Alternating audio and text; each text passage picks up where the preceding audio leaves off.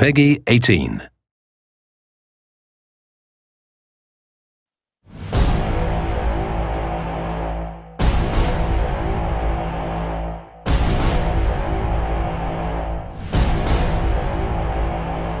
What's going on, folks? This is Filthy Rich, Namco Bandai Games Community Manager. And this is Ken Ma, producer in Inversion.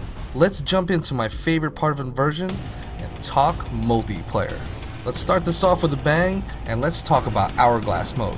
Alright, Hourglass Mode is Inversion's take on King of the Hill. You've got this objective. Each team is going to be trying to capture this objective, and you're going to see a little meter that's on the left side of the screen. So as long as you hold this map, as long as you hold the control point, then you'll notice that your meter is going to slowly start to move down. Once it gets all the way to the bottom, you will win the match. And as the match progresses, you'll notice that it starts to move a lot faster.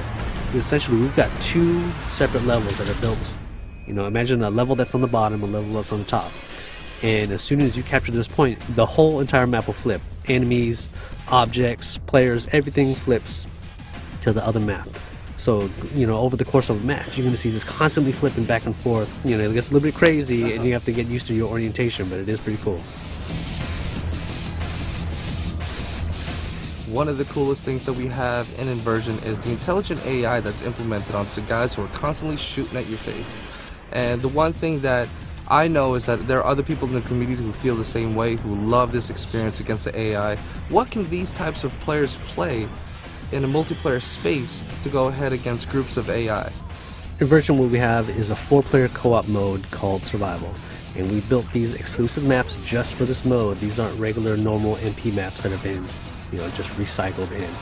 So what you do with these maps is you've got these you can divide it up into 3 separate sections, and you have a certain amount of time at the start of the game, or the start of the match, to complete this first section. So you and your friends have also have a set amount of lives. You have to kill all these waves of enemies, and then you'll make it into the second wave. And again, if you complete it, then you'll get additional time for the second. Now, you know, everybody's going to be racing for the best time for the leaderboards, but also because at the end of that 3rd section, you're going to see a badass boss, and you have to have 4 players. It is extremely difficult to be able to kill him. Even with 3 players, you want to have everybody in there available for this massive boss fight.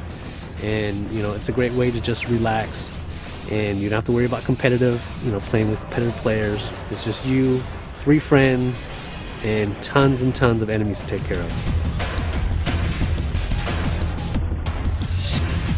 Deathmatch is usually my first mode that I jump into in any multiplayer game, because I don't have to do any kind of strategy. Only rule is to kill anything that moves, right?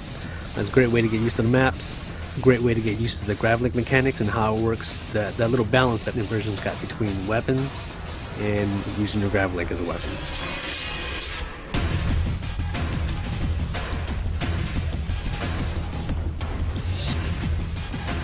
And you know what? Let's get right into more craziness, and let's talk about Gravity Slaughter.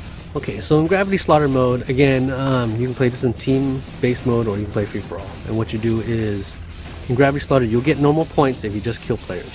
That's fine. But you'll get bonus scores, you get bonus points if you use your grav-link. So, for example, if you use finishers, or if you grab objects and throw it at players, then you'll get more points than other people will. So, I mean, it's a great way to encourage gravity gameplay. And, you know, hopefully we'll find a lot of players start to get some creative kills out there with the grav-link.